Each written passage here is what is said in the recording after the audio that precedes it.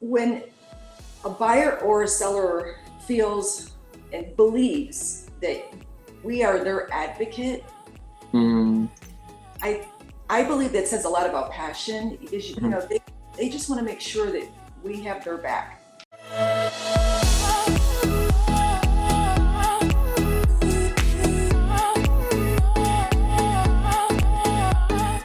Hey everybody, thanks for tuning in to another episode of The Real Podcast. I'm your host, David Moya. Today we have this dynamic duo, this great team, Team Legge with Sue and Gina. Thank you both for being on the show today. Thanks for having us. Yeah. So if you have done real estate in San Diego, you know these two, and something that I want to kind of bring to the forefront of the conversation is just how you guys work so well together. Obviously you can talk about your relationship and just kind of how this all morphs for you guys and how you've taken your business from, beginnings to now something very successful. But let's talk a little bit about something fun for a second, your wardrobes. Now you guys are so in sync and you guys are so connected that what happened today? And we didn't even think of calling each other to see what we were going to be wearing. And then I got here first to the office, and then Gina walks in. She goes, "Oh no, we're dressed alike." But I said to her, I said, like, okay, so mother-daughter that work together, being in sync with, what's better than that? I guess, right? Yeah, no, it's true. And I mean, it's funny because people think, oh, like, how can you work with your mom? Don't you guys get sick of each other? Don't you fight? And it's like, no, like, we're in sync, like, obviously. But at the same time, we both are very different in other ways, which I'm sure we'll get into. And I think that's what makes, our team so different and our whole client approach super different. Yeah, absolutely. I mean, I bring it up just because it's real life what happened, right? So you guys, you showed up. It wasn't like you were talking about what to wear and you showed up matching. And I think that just it's a testament to like what you guys, the type of connection you guys have. And being mother-daughter is in my experience is like next level. Like you guys know each other so well, your strengths, your weaknesses, and you guys really complement each other really well. So that's just a fun little note there. So if someone doesn't know, who you are, I want to kind of fill them in. Like, how did you guys get started? I do want to mention that we want to talk about at the end, towards the middle or the end, like, what's the current market like right now, and what's in terms of, inventory and making sure that your client is taken care of and doing due diligence right now when there's such a rapid pace in a lot of this, in a lot of this work. But before that, let's jump into, you guys. How did you guys start in real estate? Who started first? Who kind of recruited the other, and how did that all start? Well, I started in real estate 21 years ago. My kids were teenagers, and my husband was a big, he was pretty much my cheerleader. We started, first of all, I've been married a long time, and we did a lot of multi-residential investments together. We, bought apartment buildings together, and then he at one point just says, you would be good at this. So I took a dive into it, and because I'm originally from Chicago, I've been out here going on 30 years. I really didn't have this sphere that a lot of people have here, when you grow up here. So I started working for sale by owners in my first 6 to 7 months in the business. I did for sale by owners only, and was able to convert all of them to listings. Nice. And so that's pretty much how I got started. And Gina, I didn't have to recruit her at all because she didn't want to do real estate. No, real estate was actually not part of my original or initial plan at all. I actually just kind of slipped into it because I was, she needed help, and I thought, oh, well, I'm still going to school. Maybe I can just assist her. But then I got frustrated because I couldn't speak real estate language simply because I wasn't licensed. So when I was helping her, I was actually 17, and I could not get my license because I was not a legal adult yet. So I had to wait, of course, till I was 18 to get my real estate license. But I thought, okay, well, this is just like a little nice side gig while I'm waiting to get into the nursing program because I was super into biology. And then I ended up really liking it. And it's funny because I started out with telling her, I'm never going to do real estate. I don't want to be working at night, and I don't want to be taking calls in the evening, working weekends, and now we're doing it all. So, but I mean, it's great, and I wouldn't have it any other way. Yeah. Well, you guys are great to work with. We just did a project with you guys last week, and I love how you guys both bring something unique to the experience, right? Unique for the client, unique even for your team members, your vendors, what have you. And so that's really cool how you guys came together and now have created this for how long? How long has this partnership been going for? Well, I've been with her, I'm going into my 15th year. So, and she's been doing it at least 21. Yeah. 21 So years. it's been a long time. Nice. And I know you guys are doing phenomenal. You've ever since we met, maybe, I don't know, 8-10 years ago, us as well. You guys were always doing really well in terms of making a difference and making a name for yourselves and in terms of volume and whatnot. But how are you guys, doing now? Like, I know last year's been pretty crazy. There's still a little bit of that craziness left in terms of how we're dealing with real estate and people moving. And then obviously you have 2020 speaks for itself. So where are we now? Like, bring us up to speed with you guys and your success. Well, last year was a crazy year. I mean, I think we finally broke through our sales volume record, Yeah. which Wow. I couldn't believe it. And this year has started out pretty slow because of the lack of inventory, and a lot of, COVID has contributed to some of the lack of inventory because, before the vaccine came out, people just didn't want to get or put their home on the market. They're afraid of being exposed, even though we take all the state mandated precautions and protocols. But anyway, we're picking up speed a little bit now, working with some buyers of there's a large biotech, circle of doctors and scientists out here. So we have a little niche, and many of them refer business to us. Most of our business is repeat business anyway. Repeat, you said? Yeah, repeat business and by referral. Got it. Yeah, no, it's pretty much the same thing she said. I mean, last year when March hit, nobody knew what to expect. I mean, I certainly didn't expect it to be one of our best years, but I think because we just, we're known for pushing through barriers, and I think that's been something great that, my mom has taught me, especially, starting as young as I did in this business. People think, oh, well, you had your mom, and, it's probably easy, and it was not easy because I did start so young and people wouldn't take me seriously, even though, I could speak the real estate language. I knew what I was talking about. I had market knowledge. I grew up in South Carlsbad and Encinitas, and sometimes they thought I lived at the house and I was there to meet them to show it. So, that taught me a lot, especially starting at the age I did and just kind of learning how to deal with clients in that way. And things obviously progressed and got better, but COVID, you put your mind to it, you keep your discipline, you stay in touch with people that, value your expertise and value what you do and how you help them. And it turned out good.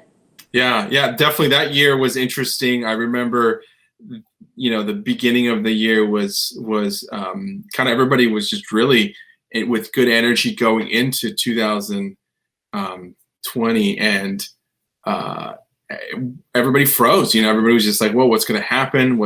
March was just kind of like a halt, came to a halt, and then it's been amazing to see, teams like yourselves or agents like yourself who, saw this and just pushed through, right? And that's what we're talking about, like drive and resilience. It's like you've done that through your entire career, but this year was very interesting and special in the sense like you were almost, called upon to do that again. And I'm glad to see that you guys pushed through, and now you're having a very monumental year. Yeah, Thank you. it's just, every year we start from zero, start over, and, we're trying to put, double what we did last year. Right. I don't know, we'll work on that, but more importantly, we like to just, take care of our clients. Sure. They first, we're very client centric, and we're not huge volume producers where, we're just interested in volume. Right. You take one client at a time, help them get, whatever they were doing, whether buying or selling, and then move on to the next one, instead of these, some agents just, they meet their realtor, or I'm sorry, the principal will meet their agent for the first time, then they never see them again because they're working on such huge volume. That's not us. Sure. And just to clarify, too, further, something she said about taking a person at a time. I mean, it's not literal, like, oh, only one client. It's just an amount that we could each personally handle. I mean, we, work together on all of our listings and on some buyers, but then, because of either certain interests or, age differences, some buyers are going to connect way more with her than they will me. And, we'll each kind of take our different sets of clients and help them in that way. So, but it's reasonable and it's manageable because, like she said, like, we have that personal interest. So we're not going to overload ourselves just to, get ahead. Yeah. Right. And I think that's really, it's really about how the client feels, right? Because a lot of times, I mean, myself, I'm sure you'd say the same. Whenever you have an experience and you're going through some sort of transaction, you understand that you're not their only client, right? But you want to at least feel like it, Mm-hmm. right? And I think that's what you're saying. It's like, look, you're always working with other clients. Granted, you have to. That's your business. But when you're with them, are they feeling heard? When you're with them, are you guiding them through the process, or telling them through the process, right? So that's awesome. I can tell that you guys both do that well. Talk to me, if you can, a little bit about your passions in real estate, right? So that's kind of what keeps you going, right? So when it gets hard, a lot of people want to give up, and how has your passions, or how have your passions pushed you into this level of success, and what are your passions when it comes to real estate? Passions. Well, both of us enjoy helping people, and I think I could say, probably speak for both of us, we have to be adaptable. So we work with clients in all different price ranges, and so our passion is to help them find, especially right now with the inventory so low, is to find a home for one of our clients. And sometimes we just have to think outside the box. Yeah. It's like we just don't rely on the MLS, send one into our email, Sure. our inbox. We have to be a little bit gracefully aggressive, so to speak. Yeah. And, network with other agents. Sometimes we write cards, to prospective homeowners that maybe, they haven't moved in 10 years. Maybe they're thinking about a move. Maybe there's a match there. So, this is not an easy job. I don't, I really, my heart goes out to new agents thinking that that this is easy, because it requires a lot of work. It requires, sometimes you go months without even getting paid. I don't know who can do that right now. Sure. So, Sure. but our passion is really about, helping people through the process, making it as painless as possible. Yeah. Yeah, and I mean, going along with what she said, I feel like part of the reason why I decided to stick in business and stick in real estate is I actually love change. And I know most people, or some people don't like it, but I love it. And I love how, you have to continually be innovative in this business and, like she said, adaptable. But it's a business that really encompasses so much. I mean, something as simple as buying an investment property, but more often than not, we're dealing in residential. And this is a place that should be people's haven, and there's some security and a place where they, create memories and grow. And I think last year taught us really well the importance of that. And so, especially in this crazy market, if we're able to land a home or a deal for our buyer clients and have them be the winning buyer in all these multiple offer situations, I mean, that just makes us so happy to see them, be successful. I think you guys have a very challenging job, because it is a big responsibility, right? I mean, where do people go to find refuge? Where do people go to find comfort, right? Where do people go to find more authentic, I would say, happiness is home, right? Who's sharing that home with you, and how are you sharing that home? And I think last year really helped bring, at least for me, like bring that up again. Like, these agents that we support, you have a big responsibility, and it's like it can be pretty emotional too. So you have that component, but you're literally creating memories by helping them find their home. Yeah. It's incredible. I only laugh because sometimes, we'll have a couple and each one of them are on a different page. And, we'll find a house that we because we listen really carefully, right? And we direct them to these homes, and then we get there and, sometimes we have to say goodbye because they start having a little argument. Yeah, no, but I mean, there's been some people, like, I think by asking the right questions too, if our clients will let us get through those questions. Yeah. Really helps them define in their own minds, okay, what is truly important to me about this next house? Why do I need this next house? And that way they have a much, clearer mental picture, and hopefully by then they're on the same page. Right. But no, I just kind of laughed when you mentioned emotional stuff too, because really this job it's more than being, businessman or businesswoman. It's right. More than, knowing your contracts and documents involved. Like, sometimes you're a therapist, sometimes you're a psychologist, and there's just so much to it that, all the glam people see on HGTV and Bravo. I mean, it's not real. That is not real. But we love it, because it's part of your process in helping people. And, like recently we've had a few clients, that get pretty open with us. They tell us what they're going through, and, it's, I'm sure like this whole past year, people dealing with like trying to be, kinder to others and all that. I mean, it's so true, because everybody really is going through something. And, when we approach these particular ones with much more compassion and acknowledging what they're going through, but how we're going to help them through this process. Right. They're appreciative of it, because not everybody works that way. 100%. Yeah. I mean, and I think that's why you have such longevity in the business, guys, because it's like, if you can do that well, that's a big component of it. I mean, that's huge, right? Because you're feeling, you're having your clients feel like they're heard. You're making them feel that you're also emotionally invested, but it is exhausting, I'm sure, right? I mean, when we go into a property and film, sometimes the homeowners also open up to us in maybe similar or different ways, but that's you're holding a lot of space for people, and that's one part of what you do. Then you have, like you said, your paperwork and making sure your marketing is going out well, and all different components of what creates success. And I know I asked you guys earlier, what you think you attribute your success to, and I know that's a loaded question, but I like to ask that question too, because I think it's similar to passion, right? Too, because you have to have a passion in order to do this. Otherwise, you probably would have given up already. But there's other components that create that success that you guys have. Is there a few items that you guys want to touch on, or maybe there's one that just sticks? It's at the top of the list of like, what, if I were to think about my business, what I feel has been one of the biggest reasons for our success, it would be what? What do you guys think?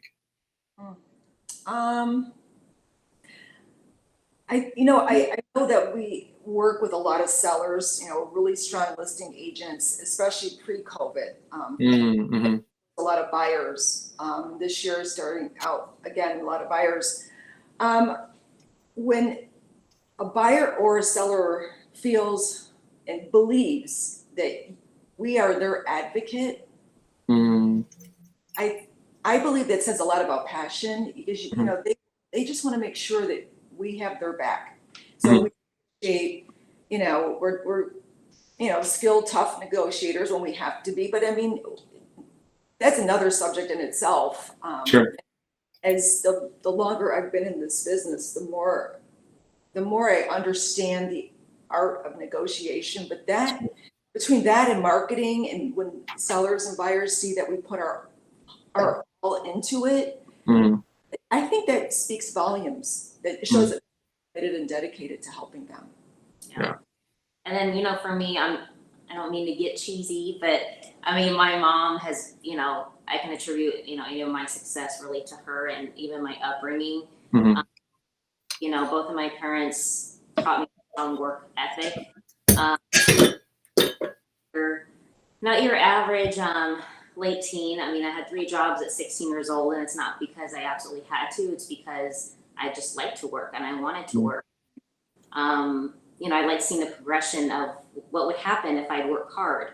And they're the ones that have taught me that. And, she's taught me everything, real estate wise, when it comes to, how to properly protect our clients' interests, but also be wary of, things that could come up, and how to just navigate through that whole transactional process. And other than working hard, just also having humility. I mean, and constantly, keeping that fountain of knowledge, flowing, like never stop learning. In this business, I mean, there's laws that change yearly, sometimes twice a year. Yeah. COVID hit. I mean, that COVID entry form that everybody's used to signing now before you go see a house, Right. changed multiple times. So, you have to know what, be able to explain to your clients what they're signing. So, honestly, I mean, between my parents and my upbringing, I mean, that's what put me where I am today. That's awesome. That's awesome. And you mentioned, I think, Sue too, and then you just touched on it again, Gina, which I do want to touch on, which was kind of how, COVID is playing a part. Is it, or is it not playing a part in the lack of inventory right now? We did kind of touch on it in the beginning, but what's that market look like right now, and then how are you guys dealing with all those challenges? Right now, a lot of homeowners are just not moving because the cost of real estate is insane. And so, they have a ton of equity in their homes, but there's really nowhere to go because everything else is more expensive. One thing out of what people could do that have a lot of equity in their home is, maybe buy elsewhere. We're connected, pretty much globally, but especially, as a company, Pacific Sotheby's, but especially nationally, put that money to work. It's just sitting there building equity, and it's not really growing. It's growing, not as maybe Gina did the numbers. I think she had mentioned, I think, was it Encinitas grew by 20% last year for single family detached homes. I started going through the different zip codes of, how they changed from February of 2020 to February of 2021. And I have to say the most shocking number out of any of those communities was Oceanside. It grew by over 50%. Wow. Insane. And now I'm talking average sales price. So, COVID in the beginning of things, when it started, of course, played a role, people held off. But I think at this point, the bigger issue is partially affordability, inventory for sure. And then, for the sellers that would love to sell, where are they going to go? So that's the big question and then how are you guys able to find a way through that with them, or what, are they kind of still trying to discover that solution, and or is that kind of still being revealed for you guys? Some sellers that we've helped, capitalize on this market, and they're renting right now, and waiting for the market to adjust, even if it's a little bit, and it probably will, but I don't see it being 2008, bottoming out, of course. And so, yeah, there's people still wanting to move. There's a lot of people moving out of state. Yeah. We met with somebody about a week ago. They're moving to Montana, so they're going to be placing their home on the market. Wow. But I mean, for the most part, a lot of homeowners are staying put for now. Yeah, and I just want to add to that too in terms of like solutions. So for people that are looking to just relocate locally, whether they need a bigger home or trying to downsize, there's still a way to do it. Even if they feel like, oh, well, my home's not out there, I can't find anything. Rely heavily on your agent to find you something. I mean, her and I have found a couple of homes off market, and those buyers kind of, they got lucky. It doesn't happen every time, but sometimes we're able to find them a home while their home is on the market. Right. So, just knowing the process of that. So yes, you could sell your home. You could make it contingent upon finding a replacement home, and that you're not being pushed out of your own house. You still have control as a homeowner and as a seller as to when you're going to sell, when you're going to move, and if you're working with the right agent, they're not going to push you through your timeline. So, and we've been able to help some people in that way too. And you got to be super good with your time frames, your deadlines, but it works. Nice. And then you guys are both heavily involved in that process. You guys have your own roles and all that, I imagine. Different aspects of that story play out, right? And then obviously you're different generations, so you're seeing that play out differently for different generations as well. Can you talk a little bit about that maybe? So when we take a listing, we take the listings together, and usually when we work with a new buyer client, it's usually one of us, but we like her or I to meet the buyer as well, because if Gina's helping multiple clients and she has to attend an inspection or two, and the buyer wants to go see property, that's we help each other out that way. So we facilitate the entire process. It doesn't matter whether they're buying or selling. I mean, there will be someone that probably taking the lead more so in the relationship, so to speak. But I don't know. I just feel like like Gina said earlier, sometimes her clients are younger, and sometimes they just want to bounce something off of me because I'm older. But pretty much, that's how it works. Yeah, that's cool. And then I obviously, just a side note, you guys hang out together. You never feel like you're away from family, which is beautiful. Yeah, no, that's true. That's awesome. Now you talked about Prop 19. Is that something that I know we talked offline about it a little bit. Could you talk on that a little bit? It's a new law, and in the past, homeowners 55 or older were able to purchase. The previous law was that they could buy another home, but it would have to be of equal value or less to maintain their real estate tax base. Got it. Okay. So now that has changed.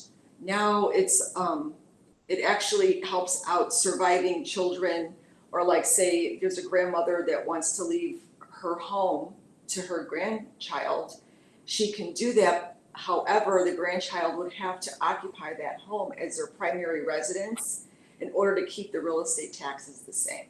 So there's a few ins and outs regarding that, and we have on our blog, on our website, all the rules and the details regarding Prop 19.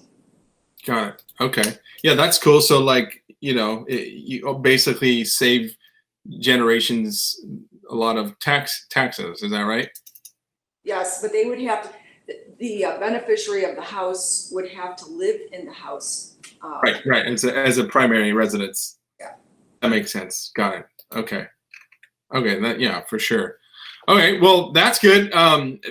Stuff like that happens all the time. So how are you guys taking this information? And you mentioned your blog, so that's cool. I'm a big, anytime one of our coaching clients is like, hey, what should I do? The blogs, it's like, hey, you should have some resource rather for your clients. So what are you guys doing with this information? Like, you're getting it on your blog, you're posting it, sending it to your audience, your sphere. Are you guys using video for that, social media? Just if you can give us just a little sneak peek into what you guys tend to do on that with all that information. When it comes to video, we're trying to utilize more and more video. I mean, for our listings, for sure, property video is a must. Honestly though, even though we have a team and other people to help us, this business, you just get so drawn in and occupied. Yeah. I find social media a challenge. And I really think I was just born in the wrong era because even though I'm considered a millennial, I actually really dislike social media. And I think it's because it is a distraction. I mean, it's fun. I mean, who doesn't want to see cool pictures and videos?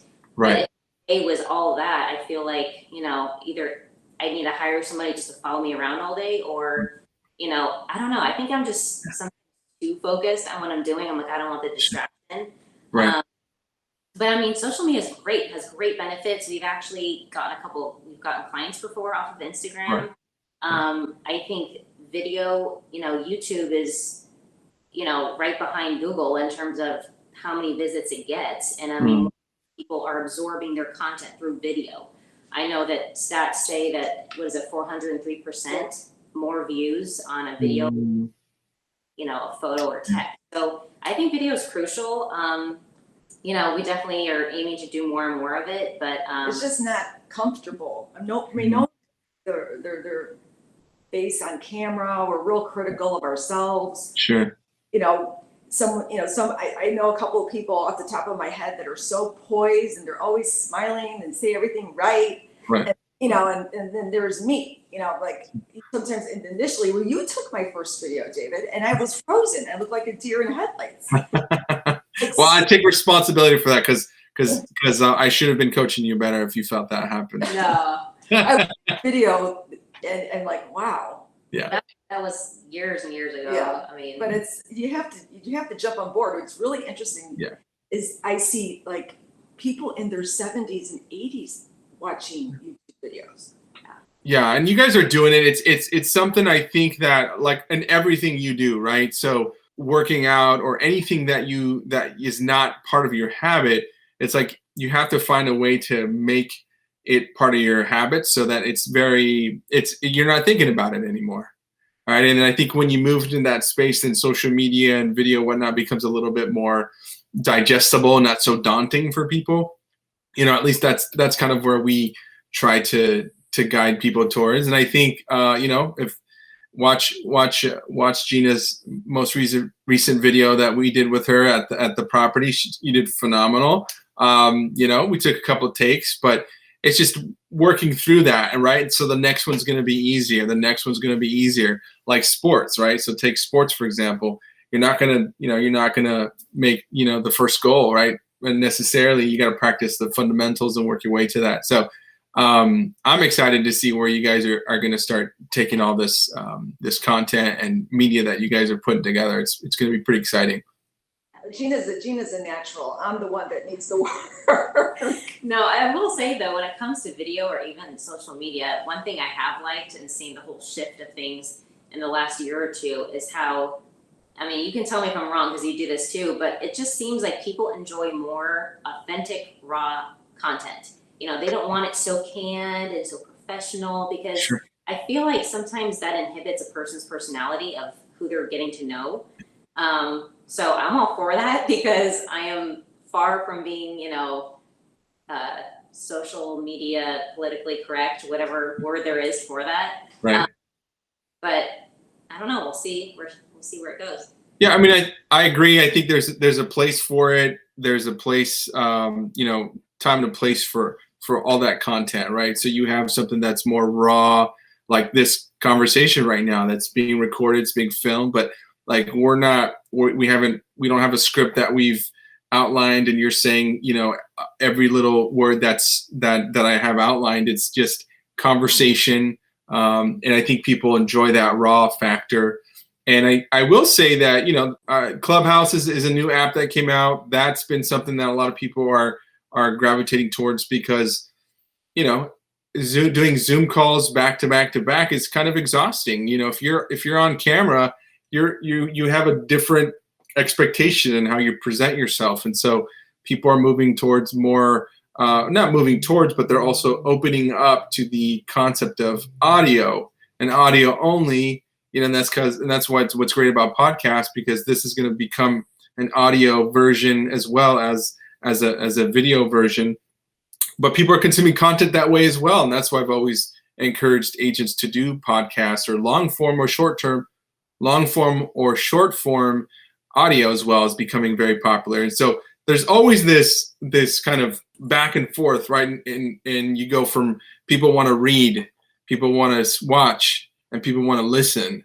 And so there's just this play that goes on all the time. And depending on how we're doing as a society and our culture, we may gravitate towards one for a while and move towards the other one later. But those are always needed, right? You know what I mean? Does that make sense? Like the way people are consuming media. Have you guys heard of Clubhouse at all? Have you guys gone on there? No. No.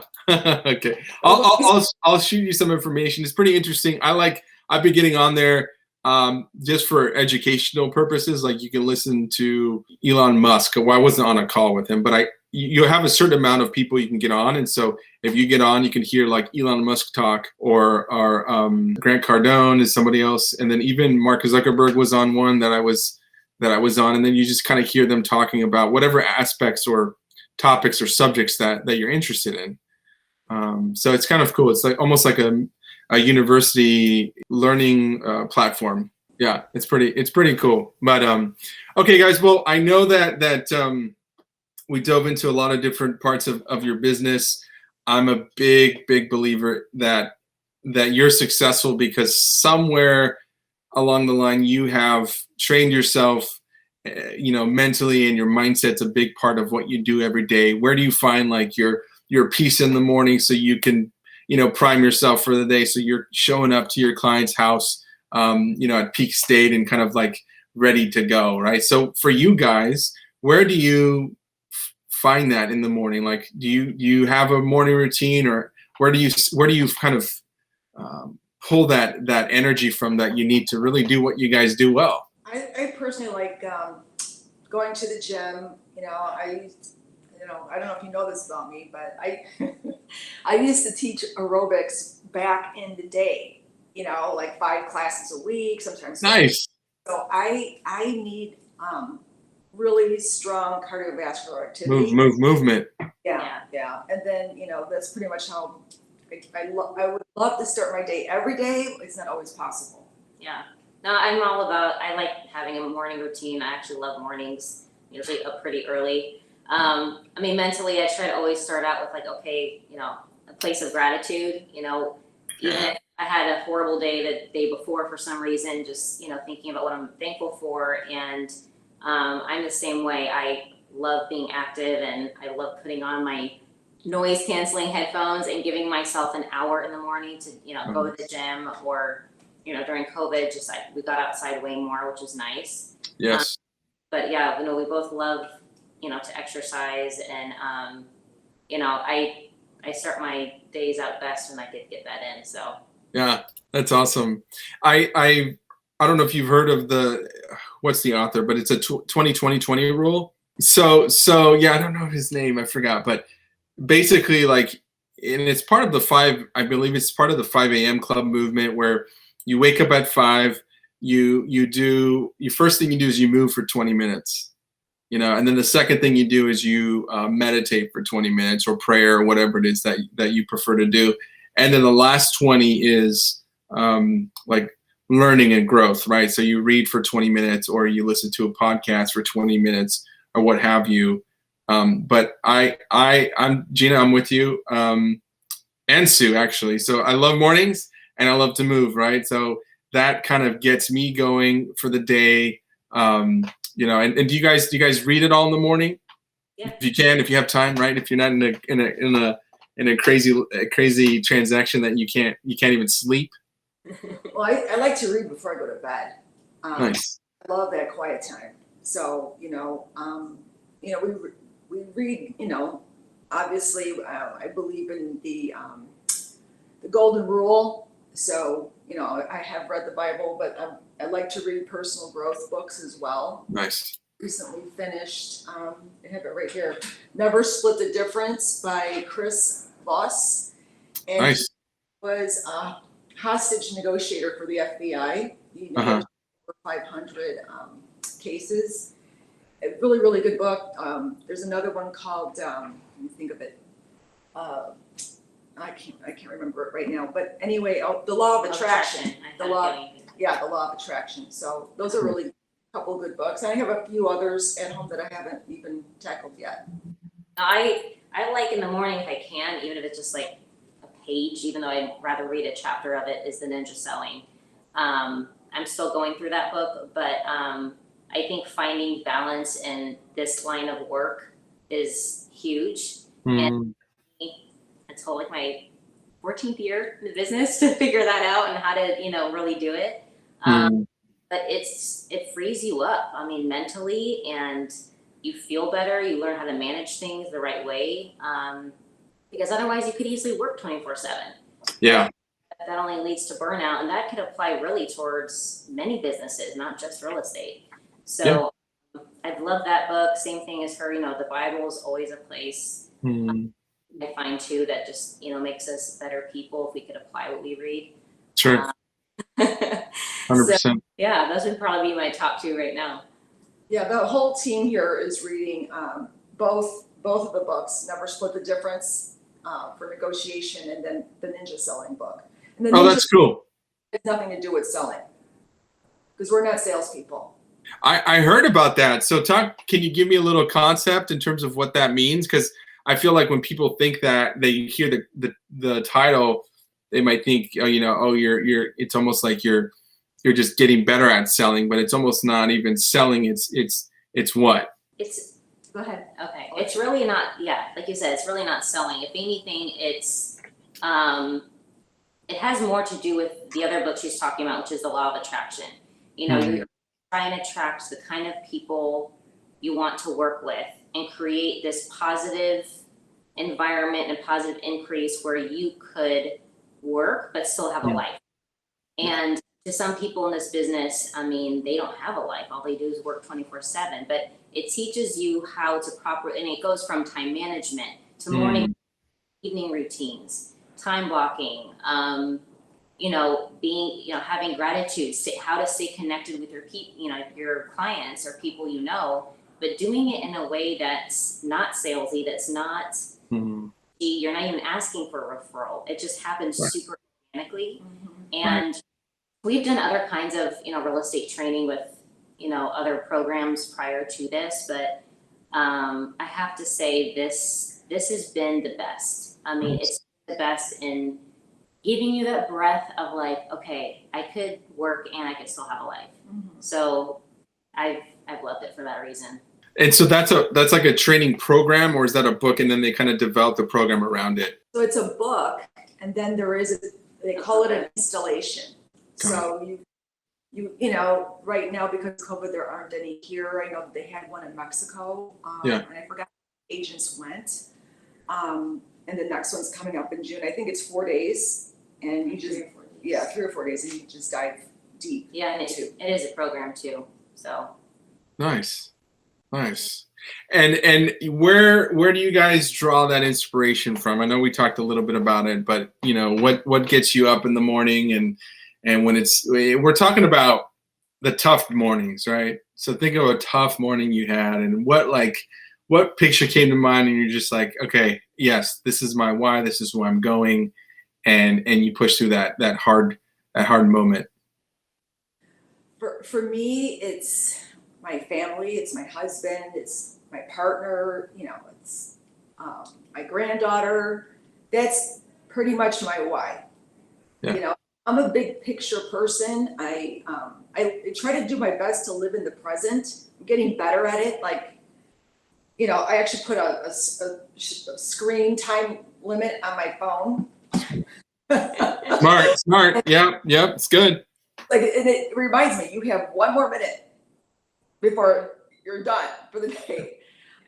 But I have the best partner in the world.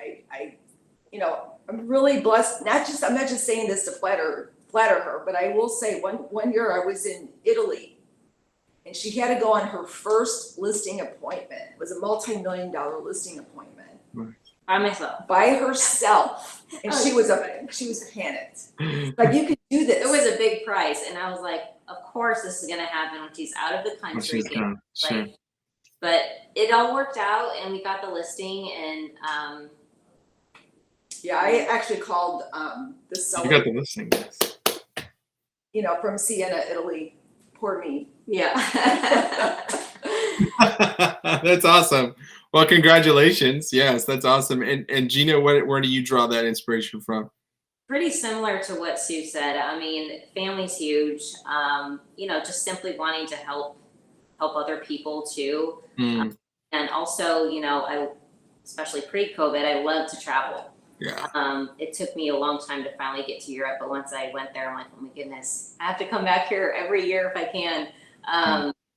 But yeah, those would be my main reasons why. Nice. Yeah. Nice. Well, thank you. We want to continue to see you guys, grow, and obviously not even just business wise, but just feel more full as human beings. And that's awesome to see you guys, taking time in the morning and obviously doing what you love and pushing through, persevering through hard times. And COVID was a big thing. I mean, it was, I think it made all of us kind of stop and really reassess our lives. And I think that those agents who said, this is what I want to do, even when it's tough like it is right now, you're seeing them come out, at the other end of the year and just come out strong and say, wow, we actually had our best year. And really, you wouldn't have had that had you not, pushed forward and believed that there was light at the end of the tunnel. There was going to be some sort of reward in the sense of like you would be able to continue doing what you're doing. So we're excited to see that transpire, and obviously we're following you guys on social media, and I think we'll be doing a couple more projects together, hopefully. And then obviously the best place for somebody who wants to connect with you, or maybe who's watching or listening, what's the best way to connect with you guys? So our social media, they can just follow Team Legge. And then our website is always, having new content, especially on the blog section, and that's sdsellssandiego.com. But yeah, I mean, they can call us. Our number's on there on our website, or you can message us through social media. But yeah, no, we'd love to help anybody that's listening or watching, and we're happy to even do an introductory Zoom call if you're still not comfortable meeting in person. But no, this has been great. Thank you, David. Yeah, thank you for having us. Well, thank you both. I'm inspired today by your guys's, just your efforts, and thanks for being on the show, and hope to have you guys back again. Hey, thank you. Yeah, and just before we end, like I want to make sure you guys were able to say some of the things that we talked about real estate wise, all that. If you didn't, and you're producing content or your blogs, educational stuff, where's a place that somebody can go and get more education on some of the things that we talked about? Your website as well? Yeah. Probably the blog, right? Okay. Well, yeah, the blog, and the thing is there's people like investors or local people that live here, and they don't know much about 1031 exchanges and how that works. 'Cause my husband and I have done a lot of them. For other people as well. Yeah. We work with a great lender if they need advice on how much they need to put down on investment properties. But one thing I could say is that we're very diversified, so we don't just sell single family homes or luxury homes. We sell it all. We sell condos. We sell. Last year we sold a mobile home. We do it all. Yeah.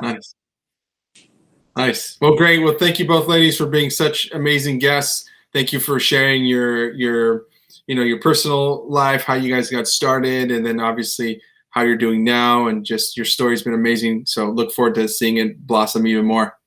Thanks, Thank you. David. All right. Have a good day. You too. Thanks. Bye-bye.